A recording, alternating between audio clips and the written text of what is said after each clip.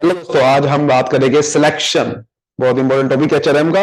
Selection के ऊपर बात करने वाले कि सिलेक्शन क्या होता है और सिलेक्शन का पूरा प्रोसेस डिस्कस करेंगे बहुत ही डिटेल में। चलिए बिना कोई देरी के शुरू करते हैं। लेकिन इससे पहले अगर आप एचआरएम से रिलेटेड और वीडियो देखना चाहते हो तो प्लेलिस्ट हमारी बनी हुई है, जाके दे सकते हो। और जो भी मैं आपको आगे मटेरियल दिखाने वाला हूँ उसके नोट्स चाहिए तो उसको डिस्क्रिप्शन में जाना है, बस आपने वहां से आप नोट्स भी डाउनलोड कर सकते हो। चलिए बिना कोई देरी के शुरू करते हैं। सबसे पहले सिलेक्शन का मतलब क्या होता है? देखो, सबसे पहले होता है रिक्रूटमेंट।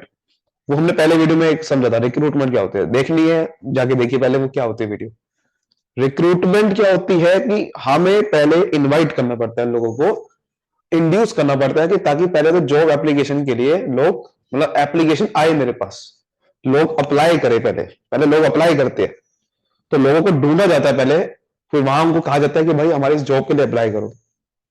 उसे बोलते हैं रिक्रूटमेंट। अब अप्लाई कर लिया, उसमें से लोगों को छांट लिया, अब वो जो एप्लीकेशन शॉर्टलिस्ट करके हमें उनमें से लोगों को सेलेक्ट करना पड़ता है, उसी को सिलेक्शन बोलते हैं। तो selection is a process of picking और choosing the right candidate who is most suitable for the vacant job position.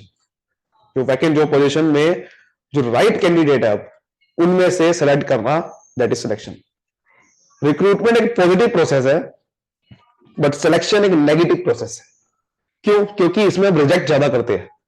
भाई मुझे एक जॉब पोजीशन एक है, मेरे पास एक सीट है खाली, अप्लाई कर रहे हैं बहुत सारे लोग, 1000 लोगों ने अप्लाई कर दिया। अब 1000 में से चुनना है मुझे एक को, तो भैया मुझे 99 को, 999 को रिजेक्ट करना पड़ेगा ना। तो रिजेक्शन ज्यादा हो रही है इसके अंदर।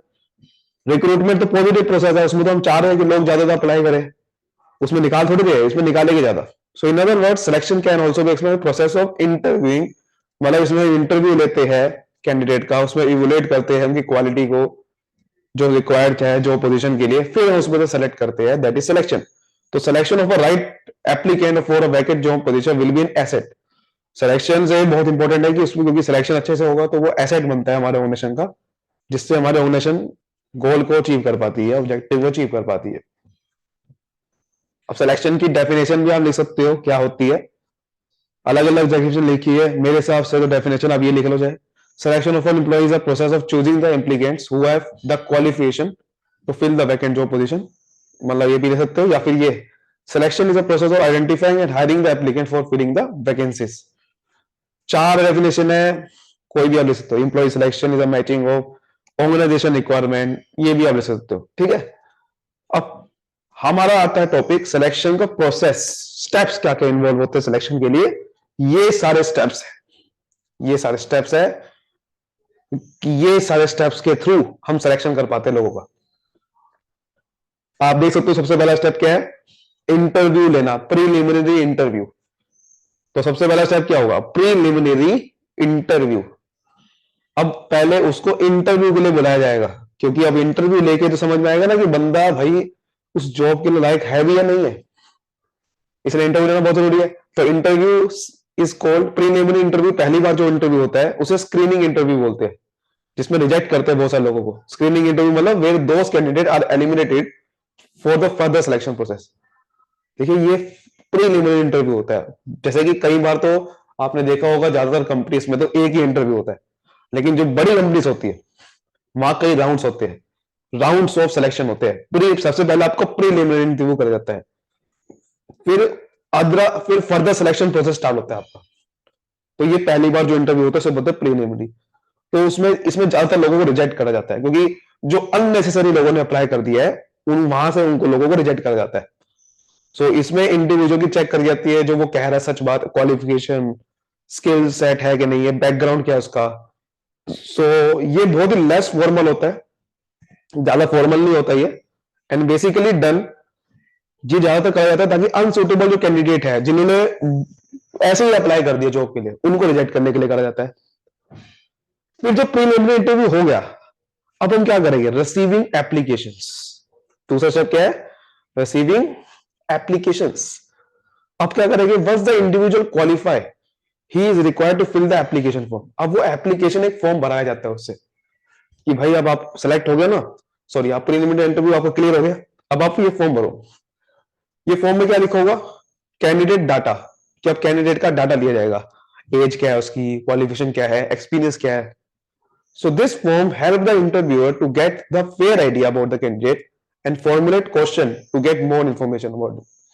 ताकि मुझे एप्लीकेंट के बारे में पूरा डाटा मिल जाए कि बंदा है क्या, क्या क्वालिफिकेशन है, कितना एक्सपीरियंस है उसको, ताकि इंटरव्यूअर को बेनिफिट हो, ताकि वो जो इंटरव्यूअर जो आगे क्वेश्चन पूछेगा उससे तो उसको हेल्प हो. तभी तो क्वेश्चन किस बेस पे पूछेगा आपको, तो वो पहले से आपको डाटा ले लेता है फॉर्म के थ्रू और उससे वेरीफाई भी हो जाता है. अगर फॉर्म में गलत बता रहा है और इंटरव्यू पकड़ा गया, मान लो फॉर्म में लिखा हुआ है कि मैं बीकॉम पास हूं, बट असल में वो 12th पास है, इंटरव्यू समझ में आ जाएगा कि भाई चोरी पकड़ी गई उसकी, उन्होंने फॉर्म में बीकॉम पास को लिखा हुआ है, इंटरव्यू बोला कि मैं तो 12th पास हूं. तो ये चीज होती है. फिर स्क्रीनिंग करा जाता है एप्लीकेशन को. अब एप्लीकेशन मिल गई, फिर वहां से भी स्क्रीनिंग करा जाता है, क्योंकि भैया जो बड़ी कंपनी होती है वहां बड़े बड़े ज्यादा बहुत सारे लोग अप्लाई करते हैं, तो वहां पर ऐसे राउंड्स होते हैं. पहला तो प्रीलिमिनरी इंटरव्यू, फिर उनको एप्लीकेशन फॉर्म भराया गया, एप्लीकेशन आई, अब एप्लीकेशन को स्क्रीनिंग करा जाएगा, उसमें से निकाला जाएगा. So they are screening committee, screening committee बनाई गई है, उसमें वो करती है काम. So who prepare a list of those candidate whom they find suitable for interviews. जो सुटेबल है वो क्या करती है, एक लिस्ट बनाती है, द शॉर्ट लिस्टिंग क्राइटेरिया. अब वो शॉर्ट लिस्टिंग क्राइटेरिया बनाती है स्क्रीनिंग कमेटी. क्या बनाती है वो, कि एज के बेसिस पे शॉर्ट लिस्ट करा जाएगा. सपोज करो कि बंदे मुझे चाहिए 20 साल का बंदा चाहिए जॉब करने के लिए और 40 साल के बंदे अप्लाई कर रहे हो, ठीक है ना, और उसका जेंडर, क्वालिफिकेशन, एक्सपीरियंस. अब सपोज करो कि मुझे ऐसा बंदा चाहिए जिसको 3 साल का एक्सपीरियंस है, पर उसने एप्लीकेशन में लिखा हुआ है कि मुझे तो भैया 1 साल का एक्सपीरियंस है, तो उसको हटा दिया जाएगा. तो वहां से क्या करा जाएगा, उसको क्वालिफाइड कैंडिडेट को दोबारा से इंटरव्यू के लिए बुलाया जाएगा. क्वालिफाइड कैंडिडेट को इंटरव्यू के लिए बुलाया जाएगा मेल के थ्रू. मेल कर देंगे ना सिर्फ कि आप भैया आपका एप्लीकेशन शॉर्ट लिस्ट हो गई है. अगला फिर क्या होता है, इंटरव्यू लेने से भी पहले टेस्ट लिया जाता है, उसका एम्प्लॉयमेंट टेस्ट होता है. अब टेस्ट लिया जाता है उसकी एबिलिटी और स्किल चेक करने के. बहुत सारे टेस्ट होते हैं, जैसे कि इंटेलिजेंट टेस्ट होता है, एप्टीट्यूड टेस्ट होता है हमारा. एप्टीट्यूड उसकी लर्निंग के लिए, ठीक है ना, कि वो कितना क्विक लर्नर है हमारा. इंटेलिजेंट मतलब उसका दिमाग कितना बड़े चलता है. इंटरेस्ट टेस्ट होता है कि भाई उसको कौन कौन सी फील्ड में इंटरेस्ट है. साइकोलॉजिकल टेस्ट होता है उसका, ताकि उसका माइंड को समझ सके, क्योंकि माइंड सन की तो माइंड तो नहीं उसका. कहीं पर्सनैलिटी कैसी है, पर्सनैलिटी टेस्ट होता है. ये टेस्ट करा जाता है ताकि सूटेबिलिटी चेक कर सके. काफी कंपनी से ये टेस्ट कराती है. फिर वो टेस्ट में पास हो जाता है तो उसको फिर इंटरव्यू के लिए बुलाया जाता है. एम्प्लॉयमेंट इंटरव्यू होता है लास्ट में, और वहां पर इंटरव्यू से क्वेश्चन आस्क करता है और उसे एक्यूरेट पिक्चर मिल जाती है हमें जॉब के बारे में, कि वो जॉब के लिए रिक्वायर्ड है, वो परफॉर्म मतलब वो सुटेबल है भी या नहीं है. फिर वहीं पे या उसको ऑर्गेनाइजेशन पॉलिसी के बारे में बताया जाता है, which is crucial in the performance of job. And through an interview it is easier for employ to understand the candidates expectation from the job. क्योंकि इंटरव्यू के दौरान ही आपको समझ में आ जाएगा कि वो भैया बंदा सिर्फ पैसा कमाने के लिए कंपनी में आ रहा है या कुछ कंपनी के लिए करने के लिए आ रहा है. ठीक है ना, कम्युनिकेशन स्किल पता चलता है, कॉन्फिडेंस लेवल पता चल जाता है. तब वो फिर डिसीजन बनाता है कि उसको लेना कि नहीं लेना. वो डिसीजन लेने से पहले हमें रेफरेंसेस चेक करने पड़ते हैं. अगर आप बाहर की कंपनी में अप्लाई करोगे, जैसे कि आप सपोज करो यूएसए की कंपनी में अप्लाई कर रहे हो, ठीक है, बड़ी बड़ी कंपनीज में अप्लाई कर रहे हो एमएनसी में, तो वो क्या करते हैं, अगर सपोज करो आप ऐसी कंपनी का आपने इंटरव्यू दे दिया, फिर वो रेफरेंसेस चेक करेंगे कि बंदा ये जो कह रहा है कि मैं इस कंपनी में काम कर चुका हूं, क्योंकि नकली सर्टिफिकेट, नकली नकली तो भैया कोई भी बना देगा एक्सपीरियंस सर्टिफिकेट. तो रेफरेंस चेक करना पड़ता है उनको. फिर वो क्या करते हैं, सेलेक्ट करने से पहले उसको रेफरेंस चेक करते हैं. तो फर्म को रेफरेंसेस के थ्रू चेक करते हैं कि जो बंदा कह रहा है ये सारी बातें ठीक भी है कि नहीं है, क्योंकि नकली डिग्री, नकली कुछ भी बना सकते हैं कोई भी. तो क्रॉस चेक करते हैं वो, ताकि जो इंफॉर्मेशन प्रोवाइड करी गई है वो ऑथेंटिसिटी सही भी है कि नहीं है. सो these references could be from the education institute, कि वो जहां से पढ़ा हुआ है वहां के फोन मिलाते हैं कि बंदा ये आपके स्कूल में पढ़ा था नहीं पढ़ा था, और कोई प्रीवियस एम्प्लॉयमेंट जहां पर उसकी थी उनको फोन मिलाते हैं, ठीक है ना, वहां से चेक करते हैं. So these references are check to know the conduct and behaviour of an employ, also is potential for learning new jobs. वहां से ये भी समझ में आता है कि ये बंदे ने पहले किसी कंपनी में कोई गलत काम करके तो नहीं आया, कि इसको निकाला गया है कंपनी से इस वजह से और यही हमारी गलती कहीं हमारी कंपनी में ना कर दे, वो भी समझ में आ जाता है।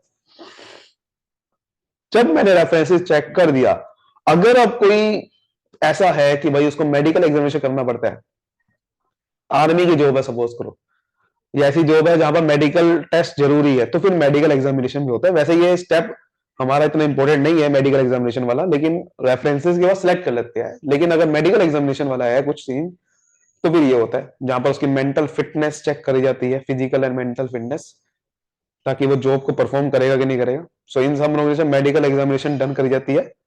और medical examination is important step in selection, जहां पर एप्लीकेंट की फिजिकल एबिलिटी, उसकी फिजिकल एबिलिटी चेक करने के लिए कि काम ढंग से कर पाएगा नहीं कर पाएगा, ऐसा नहीं कि बीमार होता रहेगा।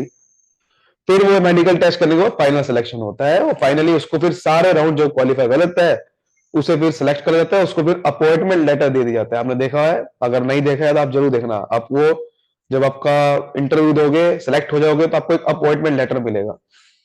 अपॉइंटमेंट लेटर मिलता है, ठीक है ना। वो अपॉइंटमेंट लेटर होता है बेसिकली, जिससे आपका एक तरह का ऑफर है ये कि आ जाओ। So selection is very complex and lengthy process, it involves various several stages than an individual. बहुत ही कॉम्प्लेक्स और लेंथी प्रोसेस होता है ये, इंडिविजुअल की जो क्वालिफाई करते हैं वही सिलेक्ट कर जाते हैं फाइनली। आई होप ये सब चीजें आपको अच्छे समझ में आई है। वीडियो को लाइक करिए फिर सर, और आगे इसी तरीके से पढ़ते रहिए, समझते रहिए, बिना कोई तरीके खत्म करते वीडियो को। Thank you so much.